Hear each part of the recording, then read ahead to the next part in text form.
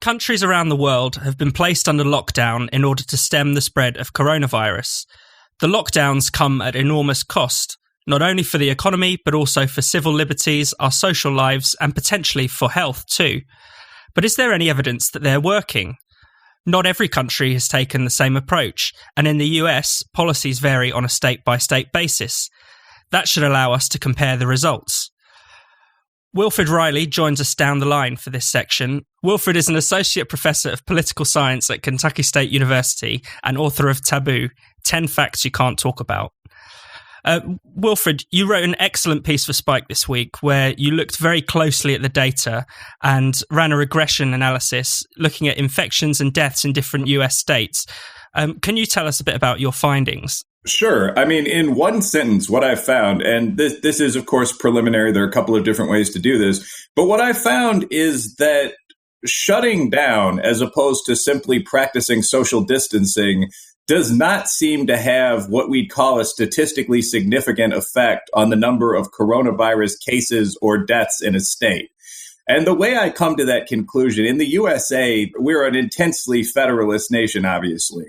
And there are a number of states, Arkansas, Nebraska, Utah, North Dakota, South Dakota, you could argue South Carolina, a couple of others that never issued what are called SIP orders, shelter-in-place shutdown orders.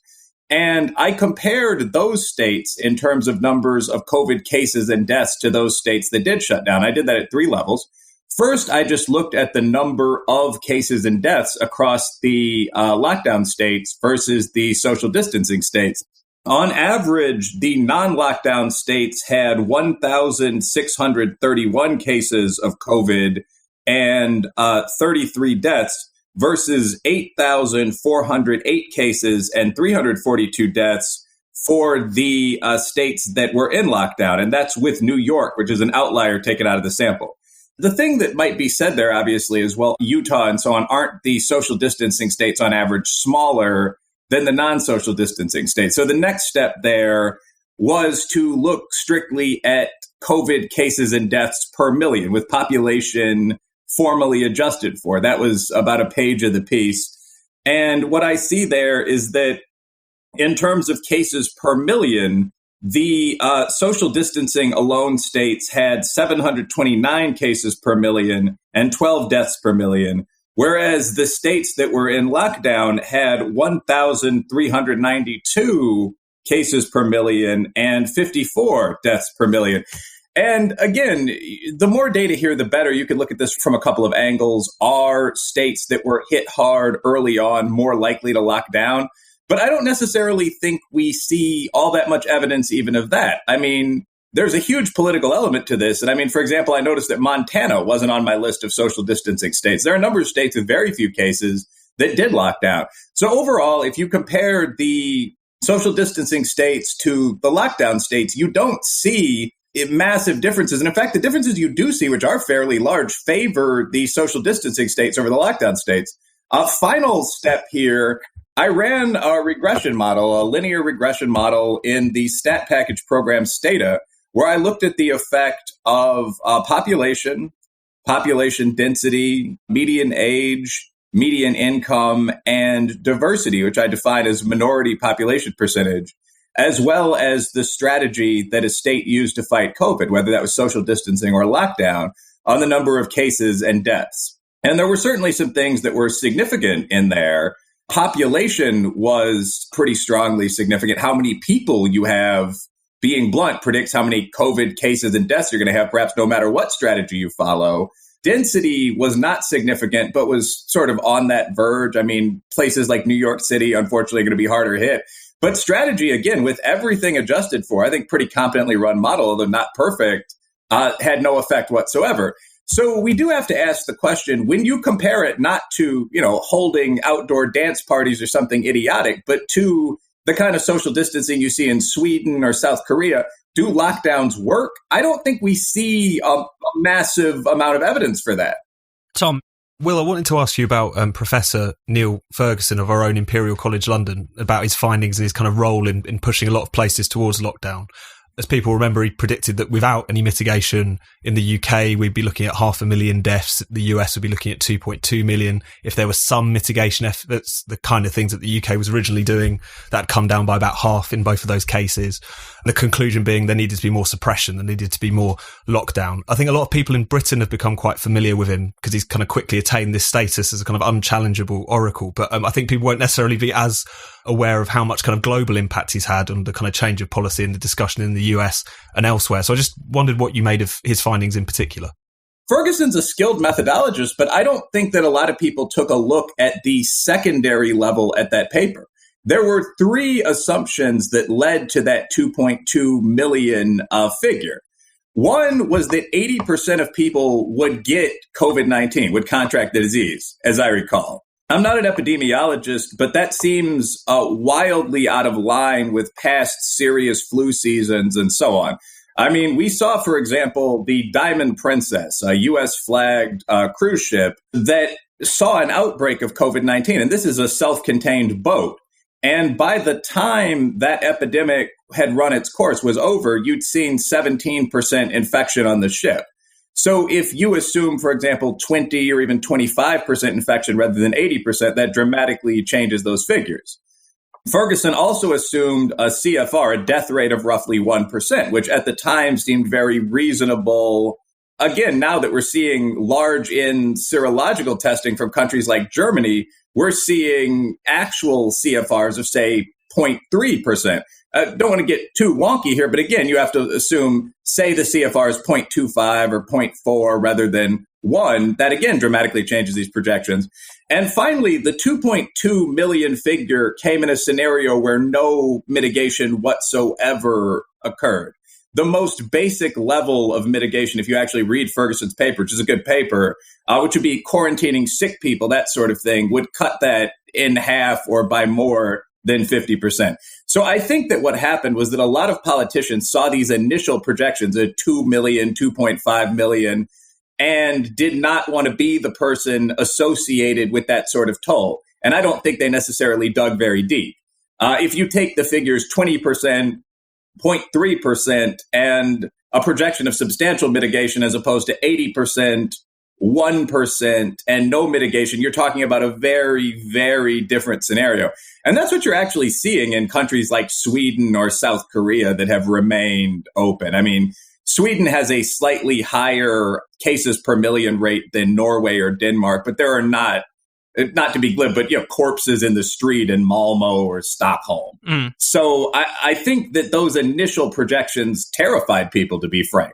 I think there was an extreme fear reaction to that, and that's understandable. But as we see more and more data, the question is, do we maintain that posture, that extremely defensive posture? Ella, your question. Yeah, I wanted to ask about, the fact is we still don't know a huge amount about this virus. We're learning more every day, but the public is still very much in the dark. And I'd hazard to guess that most scientists and virologists that are looking at this are still relatively in the dark. But as we move forward and learn more about it, will we then know more about why lockdowns haven't worked? And sort of within that is the thing that I'm a bit nervous about is the fact that scientific breakthroughs and cures and all these things that have happened in history always have an element of mistake, and hindsight is a wonderful thing. So where's the balance on that, and will this all become clear later on, and do we kind of just have to wait for it, or should we be doing something now? Well, I think that there are a lot of things that we are doing and that we should be doing. To me, I tend to take actual data a lot more seriously than scientific modeling or scientific projection. And I think anyone that's done scientific modeling at the academic or junior scholar or college student level understands why this is. One of the things that I'm seeing right now that I'm very interested in is the results set from actual serological testing in Europe. For whatever reason, the Europeans seem to be doing a much better job than we Americans at this. In Germany, there was a fairly large study that looked at the percentage of people that had COVID-19 antibodies, that had COVID-19 at some point. This was a random or near random sample. It turned out that 15% of people, and I believe Bonn, had already contracted COVID-19 at some point. A fair percentage of them, more than 2%, still had it.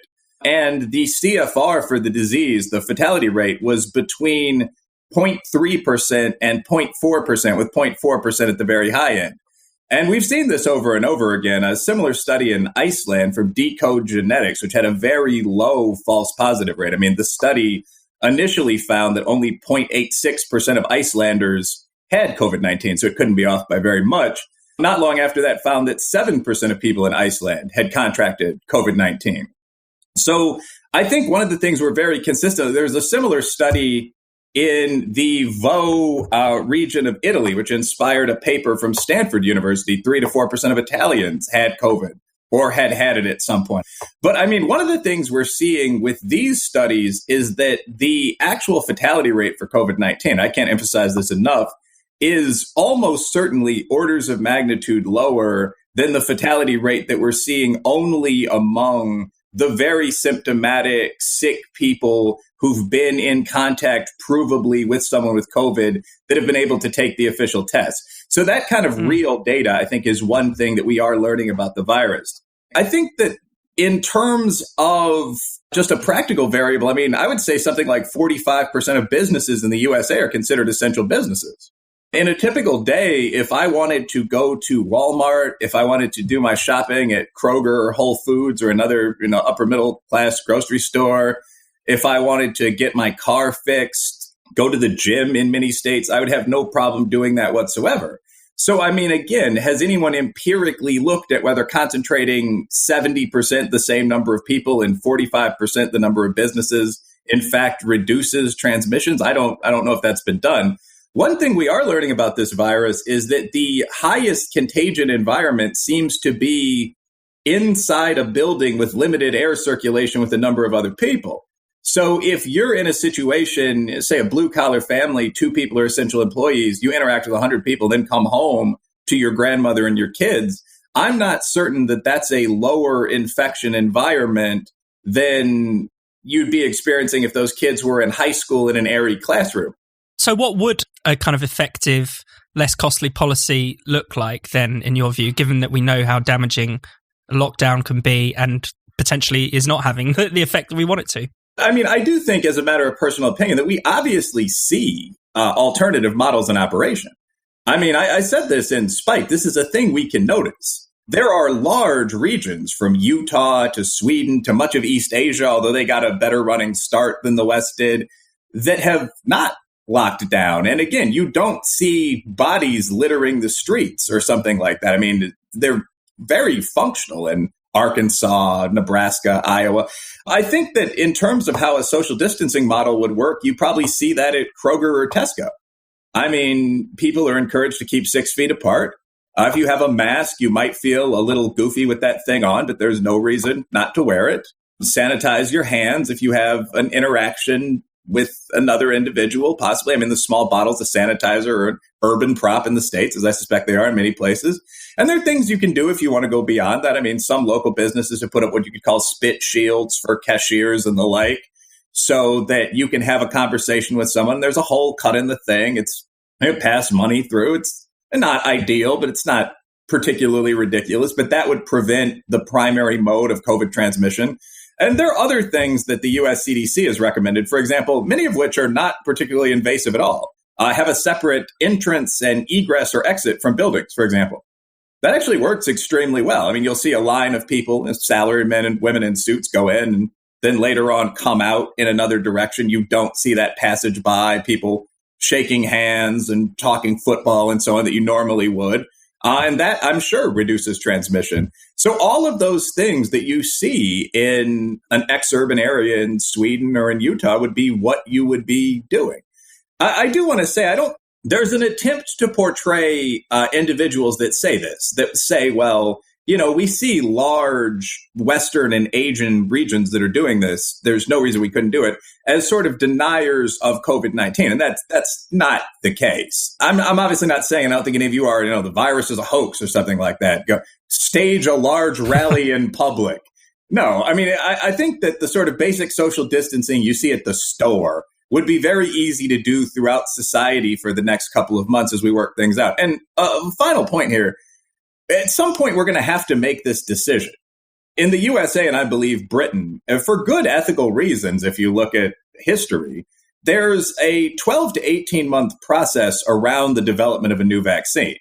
So when people say, well, I favor lockdowns to save lives, the question is, well, do you favor these lockdowns for the 18 months that legally and ethically we would have to spend to get a new vaccine from Gilead or whoever onto the market? Because that's what's being discussed. If that's not what's being proposed, at any point when we reopen, these same questions are going to be back on the table, right? I mean, so if we delay this until, I mean, this logically would be one of the best times to do this. I mean, we're entering the month of May. We're entering what's called the high summer lull for many of these diseases. If we were to postpone this conversation to September, I don't see any possible reason that would be a healthier environment to reopen in. So at some point, we're going to have to do this. Governments are going to run out of money, and the vaccine very likely still won't be on the table.